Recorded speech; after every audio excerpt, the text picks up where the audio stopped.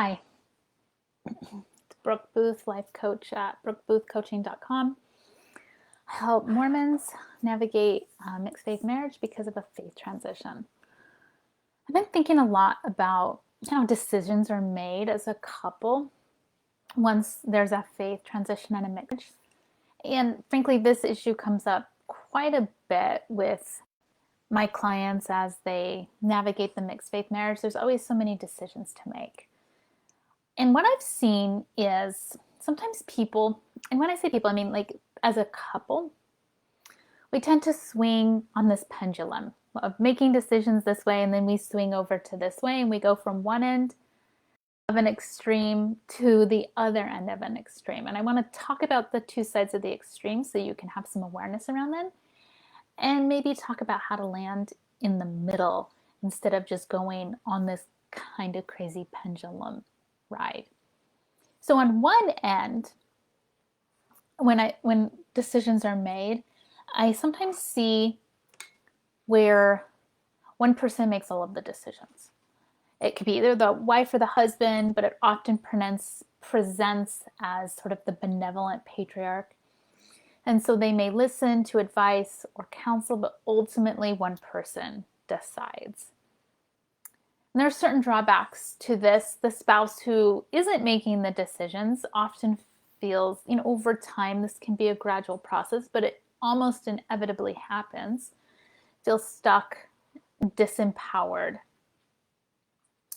They resort to things like control and manipulations, maybe emotional outbursts, complaining, passive aggressive type things, because it's the only control they have to exercise. It's the only power they have to exercise.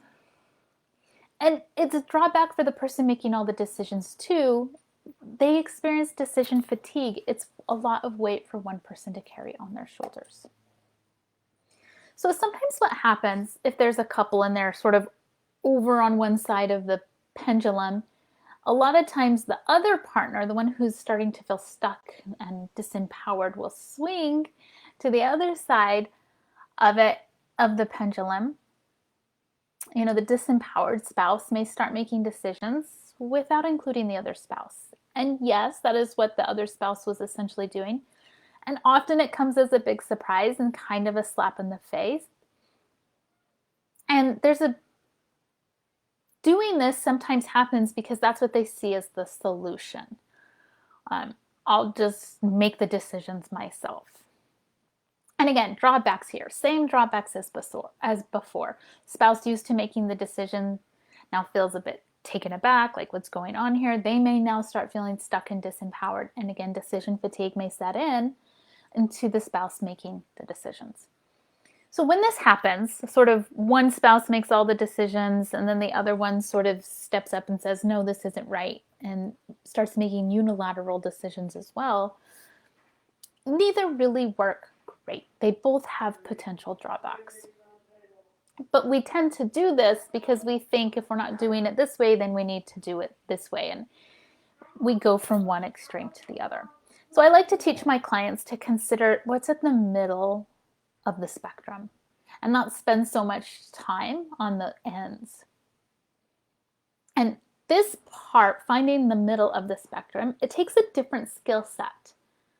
And that skill set is often perceived as harder, but I want you to hear it just as different. It's just a different skill set.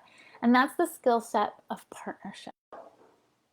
So partnership is where both partners come together and make decisions together. This is very different than listening to advice and then deciding what you think is best, or just unilaterally deciding without any discussion. This is very different. Sometimes the decision is something that you think is not the best. And this can really trip people up. They get confused how a decision can be made support if they don't think it's the best decision. And I want you to consider that that's the price to pay for partnership. But the benefits of partnership can far outweigh the costs of partnership. So let me give a quick example so you can hopefully see how this could play out. So for instance, We have a 7-year-old in our family. And so there's a decision to be made around whether he gets baptized, when, what that's going to look like, all of that, right? So if you were to ask my genuine preference, like what is it I want? What do I think is best? I'd say pass on the baptism, right? But that doesn't help me show up as a partner if I'm entrenched, if I'm not willing to discuss, if I'm not willing to consider any other options, if I'm not willing to even listen or discuss, because I'm like, this is what's best, period. So I plan on entering the discussion with all options on the table. And together, we'll decide what's to be done. Going into a decision like this, or tithing, or whatever, with a firm agenda that is not open to discussion, that is not a partnership. And this approach, the lack of partnership, often leads to just what we were talking about, where one person feels disempowered, maybe the other person eventually suffers decision fatigue. So partnership is this totally new skill set. And it takes a lot more work for a number of reasons. One being because it takes a lot more communication, and it demands more skills, more communication skills of the two partners. Clear, direct, and consistent communication are necessary for a functioning partnership. It takes more listening. It takes being willing to be a little or a lot uncomfortable. It takes being willing to make a decision that maybe you don't think is best, but that is at least mutually agreed upon. It takes making decisions and then revisiting them when things change. It takes more of you as a partner because it takes more love, more compassion, more patience, more gentleness, more understanding. Now, going from this extreme to this extreme, believe it or not, are actually easy. One person makes the decision, the other person suck it up, buttercup, right? That's actually the easy model. Now, if the long term isn't going to net you the results you necessarily want in your marriage, partnership requires more of you. It requires more of you, like I said, in communication and listening, in deciding together. But I want to suggest to you that when there truly is partnership, there's a lot of strategic byproducts. One, of course, being the enhanced communication. One being decisions where both people have bought in to the decision. So resentment is greatly reduced. And when resentment is greatly reduced and people are buying into the decision, it feels like more connection. It paves the way for more connection. It paves the way for better relationship. So if learning how to be a partner and creating a partnership is interesting to you, I want to suggest that you may be thinking, but I can't do it because my spouse, blah, blah, blah, they're not interested, blah, blah, blah. I know, I use these excuses myself. But one thing I've learned for myself is as I have started to show up as a partner in my own marriage, I didn't need to get my husband to also, join the partnership bandwagon. Me showing up as a partner changed things in a very fundamental way. So if you're ready to start learning the skills of partnership and becoming a partner, you might need a coach to help you.